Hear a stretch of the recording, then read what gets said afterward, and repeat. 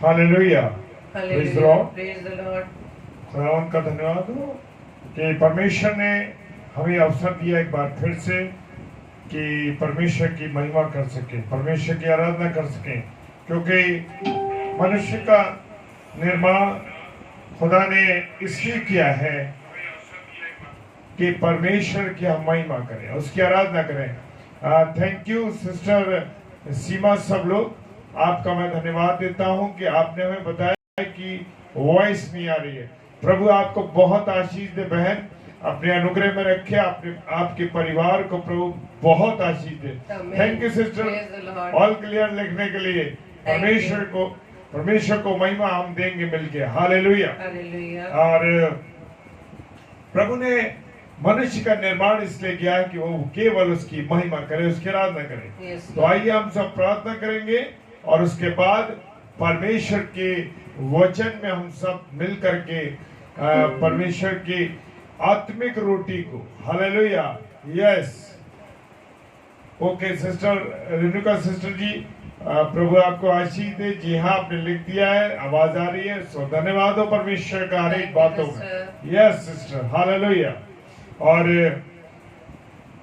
आज के संदेश के लिए मैं आपको बहुत परमेश्वर में आशीषित करता हूं कि सच में एक बहुत सुंदर संदेश परमेश्वर का, और उन सब चीजों को आपने क्लियर किया जो रुकावट की चीजें थी। प्रेज द लॉर्ड सिस्टर, प्रभु आपको बहुत आशीष दे और इतना इस्तेमाल करे अद्भुत रीति से। Praise the Lord. तो आइए हम प्रार्थना में चले।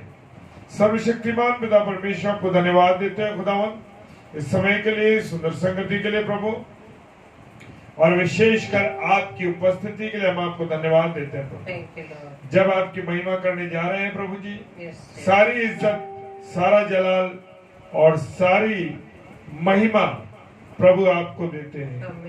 और प्रार्थना करते हैं कि सारे सिस्टम को, सारे नेटवर्क को, सारे कामों को आपके हाथों में सौंप देते हैं प्रभु। संभालना। जितने प्रिय भाई बहन जुड़े हैं और जितने अब इसके बाद जुड़ेंगे और जो ऑफलाइन देखेंगे, प्रभु यीशु मसीह हर एक के जीवन को मैं आपके हाथों में दे देता हूँ। पिता, सारी महिमा, सारा आदर आपको मिले। पिताजी के सम्मुख के ऐश्वर्य के नाम से पवित्र आत्मा की अगुवाई में उस प्रार्थना को मांग लेते हैं। आमीन, आमीन और आमीन। Hallelujah, praise the Lord, hallelujah. और आइए हम सब परमेश्वर की महिमा में चलें। Praise the Lord. और मैं विश्वास करता हूं कि आप भी हमारे में साथ मिल करके गाएं। Hallelujah, praise the Lord.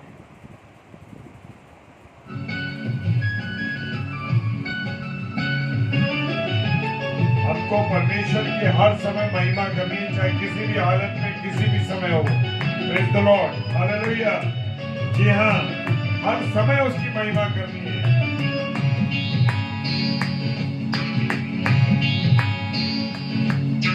सुबह हो या शाम, ये न प्रभु का नाम, कह के जाना तुम यीशु यीशु नाम।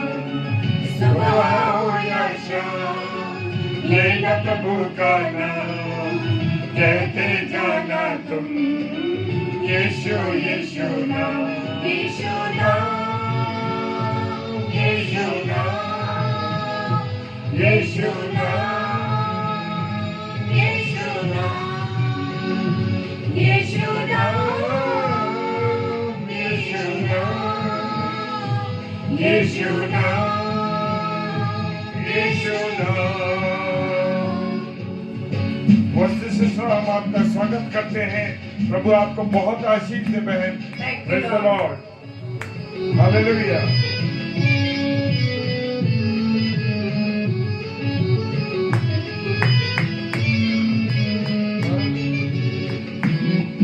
जैसी भी स्थिति हो, कोई भी हालात हो, प्रभु यीशु मसीह के हाथ में छोड़ दीजिए।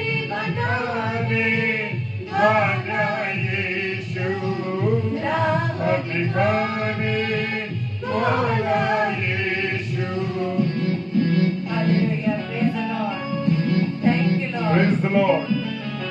बिगड़े बनाने वाला यीशु दिखाने वाला यीशु सारे दुखों को दूर करेगा, जीवन में शांति आनंद भरेगा, सारे दुखों को दूर करेगा, जीवन में शांति आनंद भरेगा।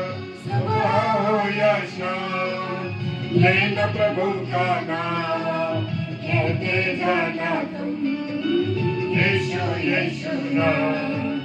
सुबह हो या शाम लेना प्रभु का नाम, कहते जाना तुम यीशु यीशु नाम। यीशु यीशु नाम, यीशु नाम, यीशु नाम। हालेलुया। खुदा कहता है सत्य मार्ग और जीवन मैं हूँ। हालेलुया। जीवन की रोटी भी यीशु मसीह है, इसलिए उसे पाने के लिए देर न करें मेरे प्रियो। इस जीवन की रोटी को रोज तोड़ा करें। हालेलुया।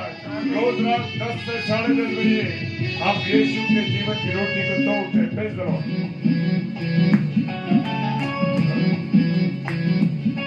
इवनिंग सिस्टर हम आपका स्वागत करते हैं। यीशु ही है जीवन की रोटी भी यीशु मसीह है।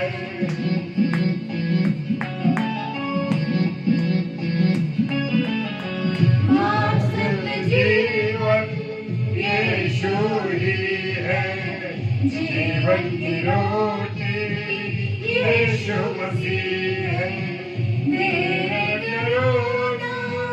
जल्दी आओ, कर जीवन जल पी जाओ। करो ना जल्दी आओ, आकर जीवन जल पी जाओ। सुबह हो या शाम लेना प्रभु का नाम, कहते जाना तुम यीशु यीशु नाम। सुबह हो या शाम लेना प्रभु का नाम, कहते जाना तुम यीशु यीशु नाम। यीशु नाम, यीशु नाम, यीशु नाम, यीशु नाम, यीशु यीशु नाम, यीशु नाम, यीशु नाम। Hallelujah, praise the Lord. और सिस्टर इवलिन मिंच का भी हम स्वागत करते हैं। Praise the Lord. प्रभु आपको बहुत आशीष दे बहन। हालेलुया। और मैं विश्वास करता हूं कि आप सबने प्रभु की महिमा में आनंद किया है, क्योंकि प्रभु यीशु मसीह में आनंद ही आनंद है। Hallelujah, praise the Lord. Thank you Lord. धन्यवाद पिता। आप सभी को जय मसीह की और प्रभु यीशु मसीह में आप सभी का स्वागत है। और मैं धन्यवाद देती हूँ आप सभी प्रिय भाई बहनों का कि प्रभु ने आप सबको स्वस्थ रखा, चंगा रखा और अपने दाहिने धर में हाथ के तले सुरक्षित रखा है। प्रभु का हम धन्यवाद देते हैं। तो आइए मेरे प्रियो, हम वचन में चलेंगे और आज का वचन मेरे व आपके लिए बहुत ही इम्पोर्टेंट है। हम वचन सुन रहे हैं मेरे प्रियो, लेकिन प्रभु का हम धन्यवाद देते हैं कि प्रभु ने एक कलाम मुझे व आपको दिया हुआ है अपने जीवन में सुधार लाने के लिए, अपने जीवन की कमी घटी को दूर करने के लिए, अपने बिगड़े हुए मार्ग को सीधा करने के लिए परमेश्वर हमें दिन प्रतिदिन समय दे रहा है मेरे प्रियो। तो आज हम वचन से 2 रीडिंग करेंगे। पहला है लूका रचित सुसमाचार उसके 30 अध्याय, लेकिन मेन जो उसका मुख्य जो पद है वो लूका 3:17, जिसमें इस प्रकार से लिखा है, उसका सूप उसके हाथ में है और वह अपना खलिहान अच्छी तरह से साफ करेगा और गेहूं को अपने खत्ते में इकट्ठा करेगा, परंतु भूसी को उस आग में जो बुझने की नहीं जला देगा। तो ये मुख्य पद है मेरे प्रियो। और ये पद यूहन्ना बपतिस्मा दाता के द्वारा लोगों को बताया जा रहा है। लूका 3 जब हम 9 से 17 में पढ़ते हैं, वहां पर इस बात का वर्णन है कि लोग जब यूहन्ना बपतिस्मा दाता के पास आकर बपतिस्मा ले रहे थे, वहां यूहन्ना बपतिस्मा दाता और लोगों के बीच में ये वार्तालाप है। वहां इस प्रकार से लिखा है, वहां पर यूहन्ना बपतिस्मा दाता कहते हैं कि और अब कुल्हाड़ा पेड़ों की जड़ पर धरा है, इसलिए जो जो पेड़ अच्छा फल नहीं लाता वो काटा और आग में झोंका जाता है। और लोगों ने फिर उससे पूछा, फिर क्या करें? उसने उन्हें उत्तर दिया कि जिसके पास 2 कुर्ते हो वो उसके साथ जिसके पास नहीं है बांट दे, और जिसके पास भोजन हो वो भी ऐसा करे। और महसूल लेने वाले भी बपतिस्मा लेने आए और उससे पूछा, हे गुरु हम क्या करें? उसने उनसे कहा, यानी यूहन्ना बपतिस्मा दाता ने उस महसूल लेने वालों से कहा, जो तुम्हारे लिए ठहराया गया है उससे अधिक ना लेना। और सिपाहियों ने भी उससे ये पूछा, हम क्या करें? उसने उनसे कहा, किसी पर उपद्रव न करना और न झूठा दोष लगाना और अपनी मजदूरी पर संतोष करना। जब लोग आस लगाए हुए थे और सब अपने अपने मन में यूहन्ना के विषय में विचार कर रहे थे, क्या यही मसीह तो नहीं है? जब यूहन्ना बपतिस्मा दाता द्वारा उन लोगों को उपदेश दिया जा रहा था, सही बातें बताई जा रही थी कि उन्हें कैसे कैसे अपने जीवन बिताना है कि वो अपनी बात पर खरे उतरे, तब लोगों के मन में विचार आने लगा कि क्या यह प्रभु यीशु मसीह तो नहीं है? तो यूहन्ना ने उन सब से उत्तर दिया कि मैं तो तुम्हें पानी से बपतिस्मा देता हूँ, परंतु वो आने वाला है जो मुझसे शक्तिमान है, मैं तो इस योग्य भी नहीं कि उसके जूतों का बंद खोल सकूं। वो तुम्हें पवित्र आत्मा और आग से बपतिस्मा देगा। तब 17वीं आत्मा में यूहन्ना बपतिस्मा दाता इस पद को बोलते हैं, उसका सूप उसके हाथ में है और वह अपना खलिहान अच्छी तरह से साफ करेगा और गेहूं को अपने खत्ते में इकट्ठा करेगा, परंतु भूसी को उस आग में जो बुझने की नहीं जला देगा। Praise the Lord. तो मेरे प्रियो, आज के इस पद से आपको स्पष्ट हो गया होगा कि आज का वचन प्रभु का मुझसे वह आपसे क्या बात करने जा रहा है। उसका सूप उसके हाथ में है, यानी कि ये पद हमें उस न्याय के समय, उस अंत संसार के अंतिम समय को दर्शा रहा है कि जब परमेश्वर न्याय के दिन आएगा तो उसके हाथ में क्या होगा? वो राजदंड होगा, वो न्याय दंड होगा कि किस तरह से वो धर्मी और दुष्ट को अलग करेगा। उसका सूप उसके हाथ में। सूप को आप अच्छी तरह जानते होंगे कि सूप के द्वारा पिछले समय में आप लोगों में से काफी लोगों ने देखा होगा कि सूप जो जिसमें हम गेहूं को फटकारते हैं ताकि भूसी या खराब दाने निकल जाएं, और उस सूप में सिर्फ अच्छे दाने उसी में रह जाएं। इसलिए यहाँ पर वर्णन है सूप यानी उस न्याय दंड के बारे में, और खलिहान जो है वो संसार है, और गेहूं यानी धर्मी लोग, और जो भूसी है वो दुष्ट लोग को दर्शा रहा है। इसी तरह से जब हम मत्ती 13 में पढ़ते हैं, वहां पर भी इस प्रकार से लिखा है, वहां जो एक दृष्टांत दिया गया है वो स्वर्ग के राज्य का एक कंपैरिजन किया गया है कि वो उस मनुष्य के समान है जिसने अपने खेत में अच्छा बीज बोया, और जब लोग सो रहे थे तो उसका बैरी आकर उस गेहूं के बीच में जंगली बीज बोकर चला गया।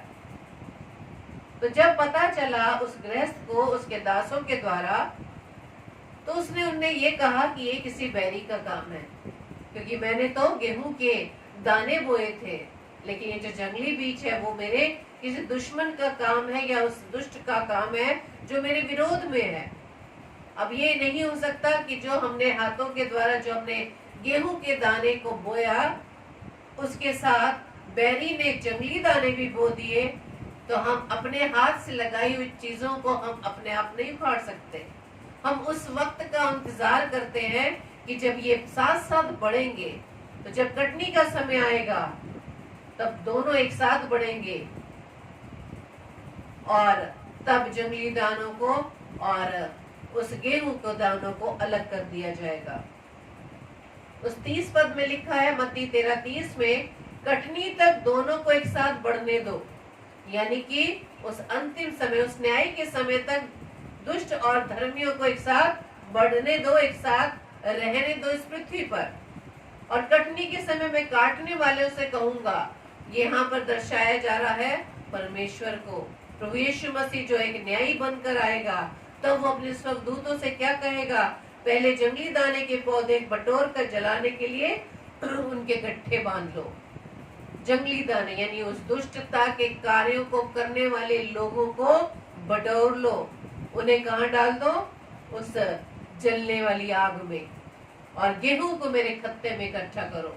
और उन धर्मी लोगों को जिन्होंने परमेश्वर के अनुसार अपने जीवन को व्यतीत कर रहे हैं, जो परमेश्वर की आज्ञाओं को मान रहे हैं, जो परमेश्वर के पीछे प्रभु यीशु मसीह को फॉलो कर रहे हैं, जो उसकी शब्द को सुनकर उसे पहचान कर उसके पीछे पीछे चल रहे हैं, उन्हें प्रभु यीशु मसीह जब न्यायी बनकर आएगा, तब वो अपने खत्ते में उन्हें इकट्ठा कर लेगा, यानी अपने राज्य में उन्हें प्रवेश करवाएगा। Hallelujah, praise the Lord. क्योंकि धर्मी मनुष्य और दुष्ट मनुष्य के बारे में भजन संहिता पहले अध्याय के पहले 4 पदों में बहुत अच्छी तरह बताया गया है मेरे प्रियो। उसमें इस प्रकार से लिखा है, भजन संहिता पहला अध्याय पहले और दूसरे पद में धर्मी लोगों के बारे में बताया गया है, क्या ही धन्य है वो पुरुष जो दुष्टों की युक्ति पर नहीं चलता और न पापियों के मार्ग में खड़ा होता और न ठट्ठा करने वालों की मंडली में बैठता है।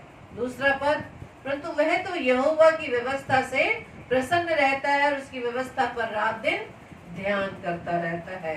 हालेलुया।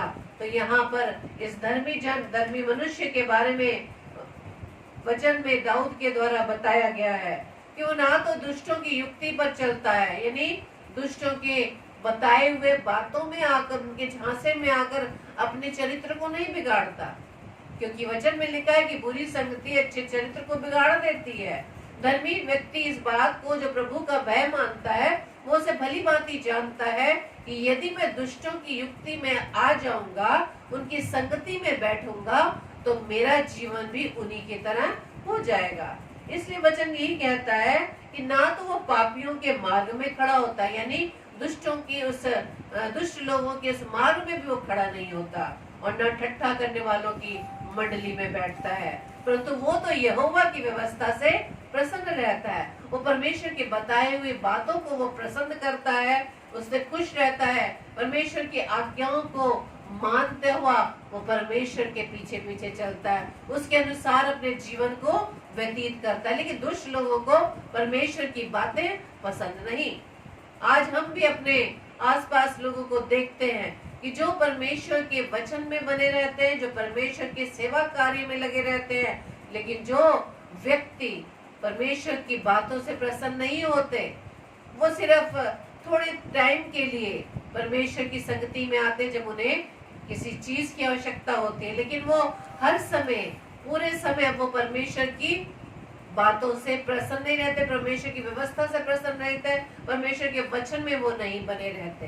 वो सिर्फ थोड़ी देर ही अपने कार्यों की यानी अपने स्वार्थ को पूरा करने के लिए परमेश्वर की संगति में आते हैं। लेकिन धर्मी व्यक्ति ऐसा नहीं है।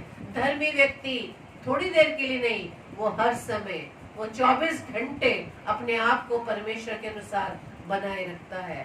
Praise the Lord. और भजन संहिता पहला अध्याय 4 पद में दुष्ट लोगों के बारे में लिखा है कि दुष्ट लोग ऐसे नहीं होते। कैसे नहीं होते? वो धर्मी लोगों की तरह नहीं होते जो परमेश्वर की व्यवस्था से प्रसन्न रहते हैं, जो रात दिन व्यवस्था पर ध्यान रखते हैं, रात दिन व्यवस्था पर यानी परमेश्वर के वचन में अपना ध्यान लगाए रहते हैं। उनका ध्यान दो तरफा नहीं होता, उनका ध्यान 2 नाव में पैर रखने की तरह नहीं होता कि कुछ देर हम संसार में आ जाते हैं और थोड़ी देर हम परमेश्वर के कलाम में आ जाते हैं, थोड़ी देर हमारा जीवन धर्मी की तरह व्यतीत करते हैं और थोड़ा हमारा उसके बाद जीवन दुष्ट की संगति में हम बिताते हैं।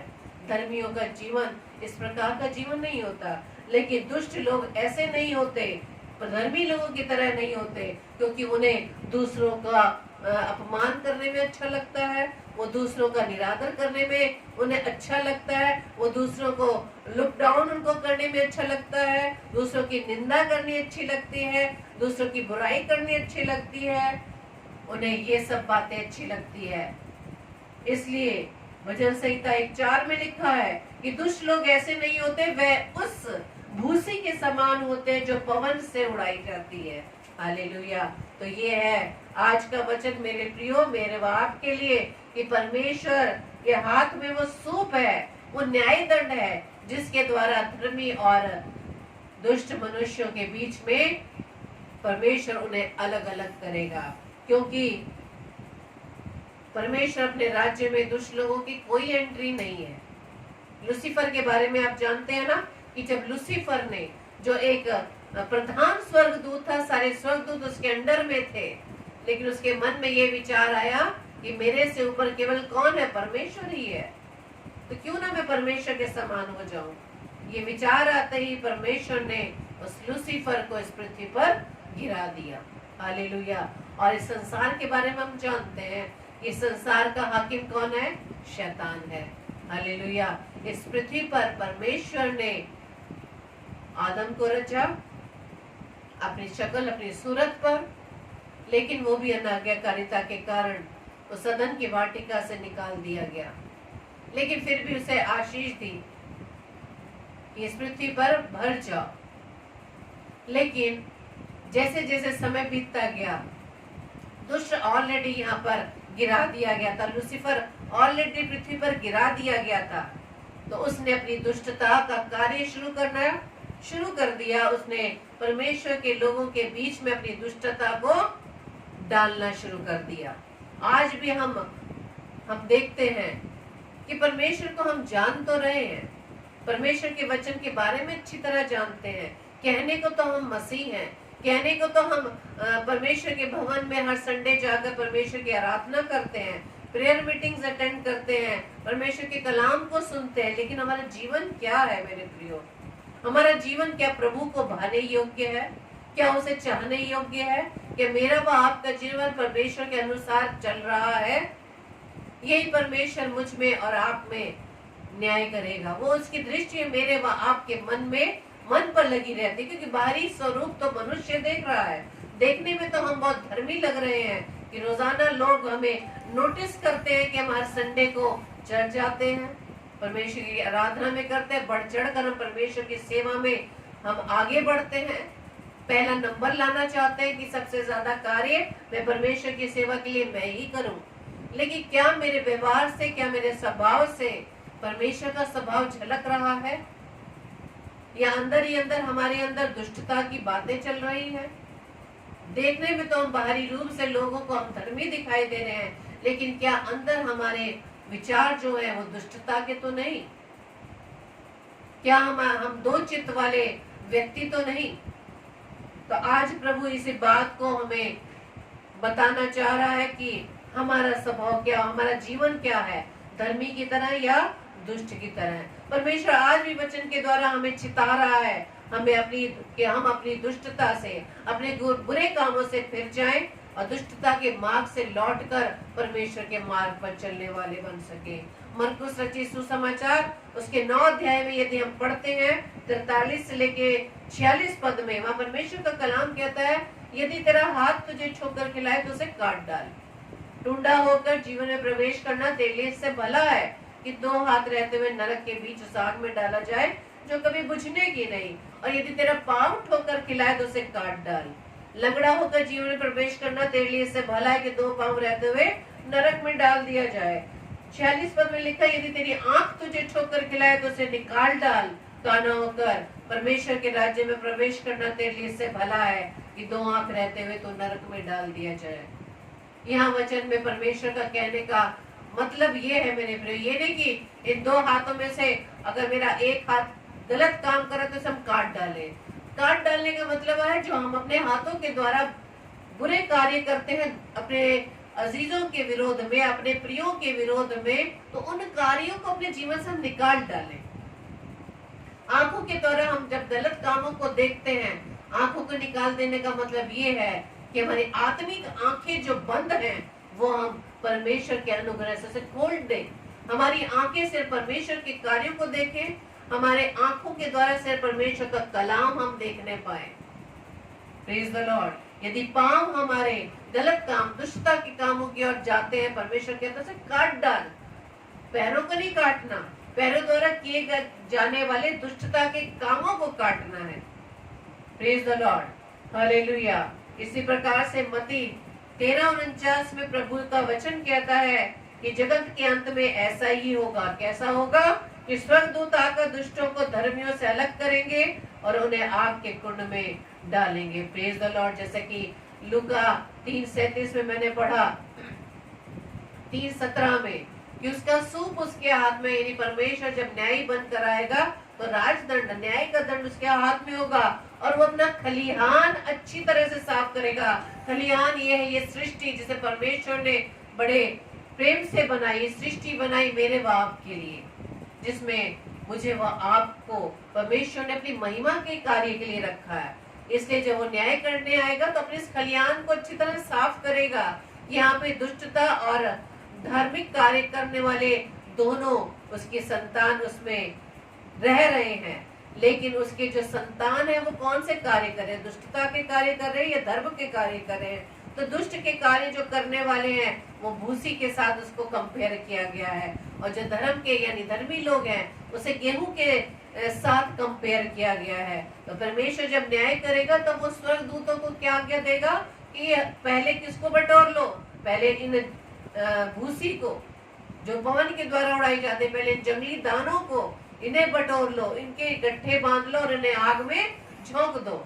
उसके बाद परमेश्वर अपने उस गेहूं को, दानों को, धर्मी लोगों को अपने परमेश्वर अपने राज्य में प्रवेश करने देगा, क्योंकि परमेश्वर के राज्य में, स्वर्ग राज्य में सिर्फ धर्मियों की एंट्री है जो परमेश्वर के अनुसार अपने जीवन को व्यतीत कर रहे हैं मेरे प्रियो।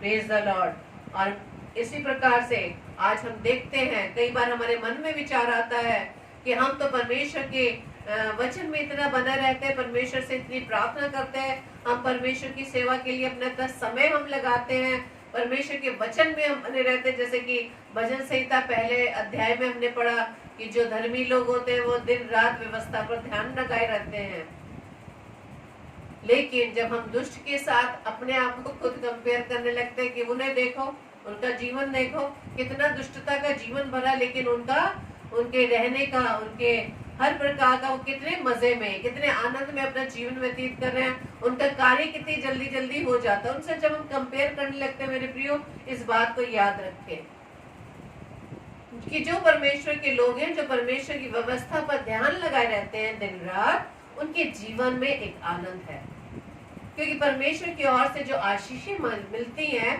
परमेश्वर उसमें कभी भी दुख नहीं मिलाता। Hallelujah, praise the Lord. अपने अपने जीवन को हम देखें, हम दूसरों से कंपेयर ना करें। सबसे पहली बात तो ये है कि मसीही जीवन कोई आराम का जीवन नहीं है। प्रभु यीशु मसीह इस पृथ्वी पर है 33.5 वर्ष तक। क्या वो महलों में पैदा हुए? क्या उन्होंने एक राजा की तरह जीवन व्यतीत किया? क्या उन्होंने परमेश्वर के सुसमाचार को सुनाने के लिए, वचन को फैलाने के लिए, क्या वो बड़े आराम के उन्होंने जीवन व्यतीत किया? वो एक जगह से दूसरी जगह पर जाने के लिए पैदल चलते थे, नाव में यात्रा करते थे, बहुत सी उन्हें परेशानियां उठानी पड़ती थी। तो क्या मसीही जीवन कोई आनंद का वैसा जीवन नहीं जो आपको इन भौतिक वस्तुओं के द्वारा आपको आनंद मिले? हम तो कंपेयर करते हैं भौतिक वस्तुओं को लेकर, लेकिन क्या कभी हमने इस बात को कंपेयर किया है परमेश्वर की व्यवस्था को लेकर, कि परमेश्वर की व्यवस्था पर हमारा ध्यान कितना रहता है? इस बात से कंपेयर करें, क्योंकि यही हमें स्वर्ग में प्रवेश करवाएगा। भौतिक वस्तुएं, संसार की वस्तुएं यहीं रह जाएंगी। भौतिक वस्तुएं, संसार की वस्तुएं हमें परमेश्वर के राज्य में एंट्री नहीं दिलाएगी। Praise the Lord. और दूसरा पत्रस 3 अध्याय के 9वें पद में बहुत अच्छा लिखा है कि प्रभु अपनी प्रतिज्ञा के विषय में देर नहीं करता। प्रभु अपनी प्रतिज्ञा के विषय में देर नहीं करता, जैसी देर कितने लोग समझते हैं। हमारे अंदर आता ना कि कितना हम परमेश्वर से प्रार्थना करते हैं, परमेश्वर के वचन में लगे रहते हैं, लेकिन हमारी प्रार्थना सुनी नहीं जा रही, हमारा कार्य नहीं हो रहा। लेकिन यहाँ पर वचन कहता है कि प्रभु अपनी प्रतिज्ञा के विषय में देर नहीं करता, जैसी देर कितने लोग समझते हैं, पर तुम्हारे विषय में धीरज धरता है। हालेलुया। क्यों विषय में धीरज धरता है? और नहीं चाहता कि कोई नाश हो। Praise the Lord. वरन ये कि सबको मन फिराव का अवसर मिले। हालेलुया। कि परमेश्वर, पहला तिमुथियुस में लिखा है कि परमेश्वर चाहता है कि सभी मनुष्य का उद्धार हो, किसी का जीवन नाश ना हो। इसलिए वो समय पर समय अनुग्रह पे अनुग्रह, अनुग्रह पे अनुग्रह हमें दिए जा रहा है। हम कितनी गलतियां दिन रात करते हैं जाने अनजाने में, लेकिन प्रभु ने अब तक हम पर अनुग्रह बनाए रखा है। वो हमें अवसर पर अवसर दिए जा रहा है कि कब हम अपना मन फिराए, कब हम अपने मार्ग को सुधारे और कब हम अपना जीवन परमेश्वर के योग्य बनाए। Praise the Lord. तो इस बात को दो पदों को मुख्य तौर से याद रखें।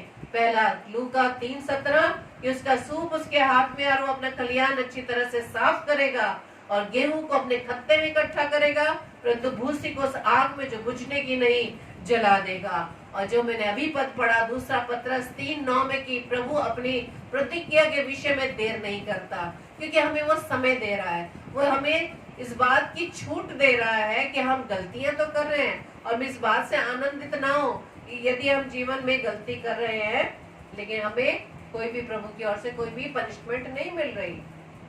Praise the Lord. प्रभु हमारे विषय में धीरज धरे हुआ है। वो धीरज धरे हुआ है कि कब हम अपने जीवन की गलतियों को अपने जीवन से निकाल दें, हम अपना जीवन परमेश्वर के योग्य बनाए। Praise the Lord. तो इन दो पदों को मेरे प्रियो, इन बातों को, इन वचनों को आप याद रखें कि आप ये इस बात से आनंदित ना हो कि यदि हम गलतियां कर रहे हैं अपने स्वभाव में, अभी तक हम नई सृष्टि नहीं बने हैं, तो इस बात से ये मत आनंदित आप होइए कि परमेश्वर हमारे जीवन से खुश है। हम अपने अपने जीवन का आकलन कर सकते हैं, क्योंकि हम मनुष्यों का ये स्वभाव बन चुका है, हमारा ये स्वभाव बन चुका है कि हम अपने जीवन का आकलन करने की बजाय, अपने जीवन में सुधार करने की बजाय हम दूसरों को सुधारने में लगे हुए हैं। Praise the Lord. हम दूसरों के जीवन को ना सुधारें, क्योंकि सभी को अपना अपना हिसाब देना है। मुझे अपना हिसाब देना है, मेरे हस्बैंड को अपना हिसाब देना है, मेरे बच्चों को अपना हिसाब देना है। लेकिन परमेश्वर का वचन क्या कहता है कि वचन के द्वारा एक दूसरे को हम सिखाते रहे, चिताते रहे, ताकि हम दूसरों को उत्साहित करने वाले बन सके। इसलिए प्रभु प्रतिज्ञा में अपने विषय में देर नहीं कर रहा, मेरे वो आपके लिए धीरज धरा हुआ है, ताकि उसके आने से पहले हम अपने जीवन को प्रभु यीशु मसीह के अनुसार बना सके, अपना स्वभाव प्रभु यीशु मसीह के स्वभाव में लाने वाले बन सके, ताकि जब वो न्याय का दिन आएगा, जब सूप उसके हाथ में होगा और जब वो खलिहान अच्छी तरह से साफ करेगा, तो हम गेहूं बनकर उसके खत्ते में इकट्ठे होने पाए। आमीन। परमेश्वर आप सबको बहुतायत से आशीषित करे और ये वचन मेरे व आपके जीवन में 100% परमेश्वर के अनुग्रह से कार्य करने वाला बन सके। Praise the Lord. Hallelujah. Praise the Lord. Hallelujah. Praise the Lord. Hallelujah. खुदावंद का धन्यवाद हो। और आइए हम सब अब प्रार्थना में चलेंगे, जो बड़ा विशेष समय है, जो प्रार्थना का समय है, बड़ा विशेष समय है। और जबकि हम देख रहे हैं कि चारों तरफ डेंगू का और अन्य अन्य बीमारियों की बातें चल रही हैं और अन्य बीमारी फैली है, और आगरा शहर में काफी रीति से ये बीमारी फैली है और अन्य शहरों में भी। तो हम सब भाई बहन मिलकर के आज इस विशेष अनुरोध को जो परमेश्वर ने हमारे सम्मुख रखा है, हम परमेश्वर के सम्मुख इस अनुरोध को रखेंगे कि प्रभु सारी समस्याओं को दूर कर इस बीमारी को, और ये जिससे कि हमारे बहुत से प्रिय भाई बहन पीड़ित हैं, दुख में हैं, तकलीफ में हैं और रातों दिन परेशान हैं कि ब्लड नहीं मिल रहा, ये नहीं मिल रहा और बहुत सी चीजें आ रही हैं। तो प्रभु से प्रार्थना करेंगे, प्रभु सारे विपरीत हालातों को दूर करेगा। हालेलुया। Praise the Lord. आइए प्रार्थना में चलिए। सर्वशक्तिमान पिता परमेश्वर को धन्यवाद देते मेरे राजा, आपके अनुग्रह के लिए, आपकी दया और करुणा के लिए कि अब तक आपने संभाला मेरे राजा। प्रभु आप महान पिता परमेश्वर हैं। खुदावन आपके तुल्य कोई नहीं। खुदावन वायदा आपने किया है कि जगत के अंत तक मैं तुम्हें न छोड़ूंगा। हालेलुया। जी हाँ। Praise the Lord. प्रभु आपका धन्यवाद करते हैं इस वायदे के लिए, इस नियम के लिए, इस वायदे को जो आप पूरा करते हैं। प्रभु आपसे प्रार्थना करते हैं कि जो वचन बोया गया है, वचन का बीज जो बोया गया, मेरे खुदा धन्यवाद देते हैं, ये वचन हमारे जीवन में 1000% काम करे और बहुत से लोगों के जीवन बदल जाए, बहुत से लोगों के जीवन में आग लग जाए, ताकि वो परमेश्वर को पहचाने, जीवित यीशु मसीह को जान सके। हालेलुया। प्रार्थना करते हैं आपकी दासी के लिए भी प्रभु, बड़ी सुंदरता के साथ, बड़े विशेष शब्दों के साथ मिल करके प्रभु आपकी महिमा कर सके।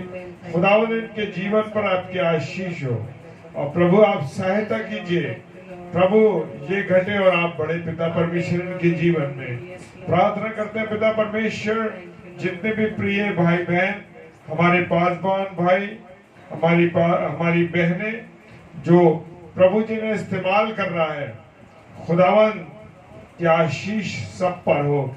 और प्रभु विशेष जब आज एक विषय रखा गया था कि क्या महिलाओं को पास्टर होना चाहिए या नहीं, या प्रभु के वचन को सुनाना चाहिए या नहीं, तो आज परमेश्वर की दासी और हमारी अजीज बड़ी बहन सिस्टर रेणुका साइलेंस बड़े सुंदरता के साथ, बड़ी निर्भीकता के साथ, बड़ी सत्यता के साथ प्रभु आपके वचन को लोगों में शेयर किया। खुदावंद आपकी दासी, आपकी बेटी और हमारी बड़ी बहन के लिए हम धन्यवाद देते हैं कि एक सुंदर वचन से रूबरू कराया, इसके लिए धन्यवाद हो प्रभु। प्रार्थना करते हैं पिता परमेश्वर, उनके जीवन के द्वारा आपको महिमा मिल सके प्रभु। बहन पास्टर नीलिमा बेली जी के लिए प्रार्थना करते हैं कि आज का वचन उन्होंने नौजवानों पर रखा था, खुदावन नौजवानों के जीवन के लिए रखा था प्रभु।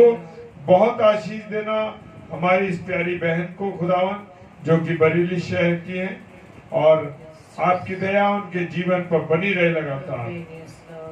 प्रार्थना करते पिता परमेश्वर, आज जबकि हमने रखा है कि बीमारी के लिए खुदावन, जबकि डेंगू और बहुत से अन्य लोग, अन्य प्रकार के बुखार जो मौसमी बुखार है पिता परमेश्वर, वो इस समय अन्य शहरों में और अग्रसर शहर में फैले। खुदावन प्रार्थना करते हैं प्रभु, हर एक भाई और बहन के लिए प्रभु सब चंगे होने पाए। विशेषकर प्रार्थना करते हैं भाई शाश्वत लाल जी के लिए, और प्रार्थना करते हैं खुदावन ऋषिता मसीह के लिए, बेटी ऋषिता मसीह के लिए प्रभु आप उस बेटी पर दया करें खुदावन यीशु मसीह, जो डेंगू से पीड़ित हुई है, और भाई राजीव लाल जो कि वो भी बीमारी के बिस्तर पर हैं, बुखार से पीड़ित हैं, चाहे वो वायरल है या कोई और प्रकार का बुखार है पिता परमेश्वर। इतने लोगों को हम जानते हैं, और भी अन्य भाई बहन कोई बीमार है अस्पतालों में प्रभु, जहां पीड़ित है, चंगाई के लिए प्रार्थना कर रहे हैं प्रभु। आपके जीवन से